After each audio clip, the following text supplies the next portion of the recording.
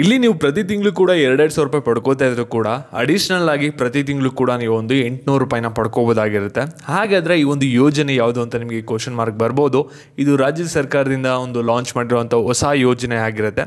ಹಾಗಾದರೆ ಒಂದು ಯೋಜನೆಗೆ ಡಾಕ್ಯುಮೆಂಟ್ ಏನೇನು ಬೇಕಾಗುತ್ತೆ, ಎಲ್ಲಿ ಅರ್ಜಿ ಸಲ್ಲಿಸಬೇಕು, ಏನಾದರೂ ಲಾಸ್ಟ್ ಡೇಟ್ ಇದೆಯಾ, ಎಲ್ಲನೂ ಕೂಡ ಈ ಒಂದು ವಿಡಿಯೋದಲ್ಲಿ ನಿಮಗೆ ತಿಳಿಸ್ಕೊಡ್ತೀನಿ. ವಿಡಿಯೋ ಕ್ಲಿಯರಾಗಿ ಗೊತ್ತಾಗಬೇಕಂದ್ರೆ ಕಂಪ್ಲೀಟಾಗಿ ನೋಡಿ.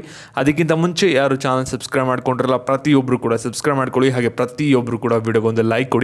ಯಾಕೆ ನೀವು ಕೂಡ ಒಂದೇ ಒಂದು ಲೈಕ್, ಒಂದು ಸಬ್ಸ್ಕ್ರೈಬಿಂದ ಇದೇ ರೀತಿ ಗೌರ್ಮೆಂಟ್ ಸ್ಕೀಮ್ ಅಪ್ಡೇಟ್ಸ್ಗಳನ್ನ ನೀಡ್ತಾ ಇರ್ಬೋದಾಗಿರುತ್ತೆ ನಿಮಗೆ.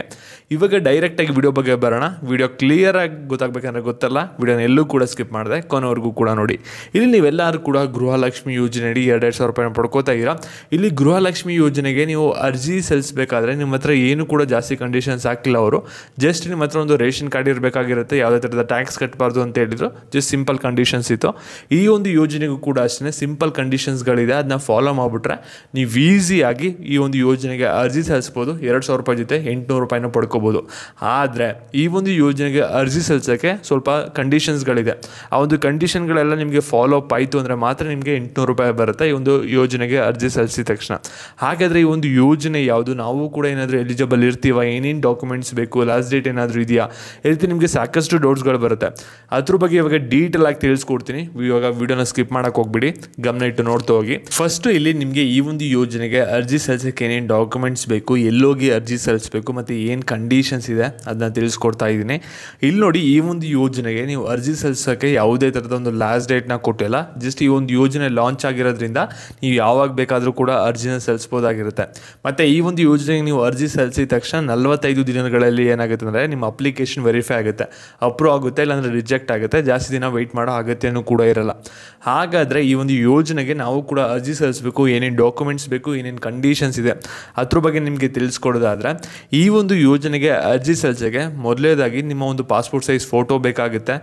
ಮತ್ತು ಇದ್ರ ಜೊತೆಗೆ ನಿಮ್ಮ ಒಂದು ಬ್ಯಾಂಕ್ ಅಕೌಂಟದು ಒಂದು ಪಾಸ್ಬುಕ್ ಬೇಕಾಗುತ್ತೆ.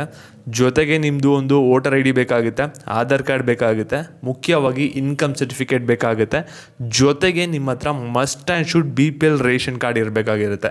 ಮತ್ತು ಇನ್ಕಮ್ ಸರ್ಟಿಫಿಕೇಟಲ್ಲಿ ನಿಮ್ಮ ಇನ್ಕಮ್ ಬಂದ್ಬಿಟ್ಟು 36,000 ಅಂತ ಮೆನ್ಷನ್ ಆಗಬೇಕು. ಅದ್ರ ಒಳಗಡೆನೇ ಇರಬೇಕಾಗಿರುತ್ತೆ. ಅದ್ರ ಮೇಲೆ ಎಕ್ಸಿಡ್ ಆದರೆ ನೀವು ಒಂದು ಯೋಜನೆಗೆ ಅರ್ಜಿ ಸಲ್ಲಿಸೋಕ್ಕೆ ಎಲಿಜಿಬಲ್ ಇರಲ್ಲ. ಯಾಕೆಂದರೆ ಯಾರ್ದು ಕಮ್ಮಿ ಇನ್ಕಮ್ ಇರುತ್ತೆ, ಯಾರ ಹತ್ರ ರೇಷನ್ ಕಾರ್ಡ್ ಇರುತ್ತೆ, ಬಡವರಾಗಿರ್ತಾರೆ, ಅವ್ರಿಗೆ ಈ ಒಂದು ಯೋಜನೆಯನ್ನು ಕೊಡ್ತಾ ಇದ್ದಾರೆ. ಮತ್ತು ಈ ಒಂದು ಯೋಜನೆಗೆ ನೀವು ಅರ್ಜಿ ಸಲ್ಲಿಸೋಕ್ಕೆ ಕರ್ನಾಟಕ 1, ಗ್ರಾಮ 1, ಬಾಪೂಜಿ ಸೇವಾ ಕೇಂದ್ರಗಳಲ್ಲಿ ಅರ್ಜಿ ಸಲ್ಲಿಸ್ಬೋದು. ಕೇವಲ 50ರಿಂದ 100 ರೂಪಾಯಿನ ತಗೋತಾರೆ ಅಷ್ಟೇ ನಿಮಗೆ.